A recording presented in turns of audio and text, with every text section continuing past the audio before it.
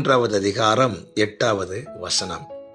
ஆபிராம் லோத்தை நோக்கி, எனக்கும் உனக்கும் என் மேய்ப்பருக்கும் உன் மேய்ப்பருக்கும் வாக்குவாதம் வேண்டாம், நாம் சகோதரர். கர்த்தருடைய பரிசுத்த நாமம் மகிமைப்படுவதாக.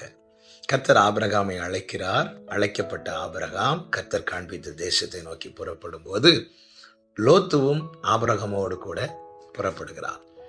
ஆபிரகாம் ஆசீர்வதிக்கப்பட்டது போல லோத்தும் ஆசீர்வதிக்கப்பட்டான் என்று இதே அதிகாரத்தில் சொல்லப்பட்டிருக்கிறது.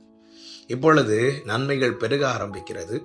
ஆபிரகாமின் மேய்ப்பருக்கும் லோத்தின் மேய்ப்பருக்கும் வாக்குவாதம் வருகிறது. பிரச்சனை ஆரம்பிக்கிறதை ஆபிரகாம் அறிந்ததும் என்ன செய்தார் தெரியுமா? புத்தியாய் ஒரு காரியத்தை செய்தார். அதுதான் என்ன?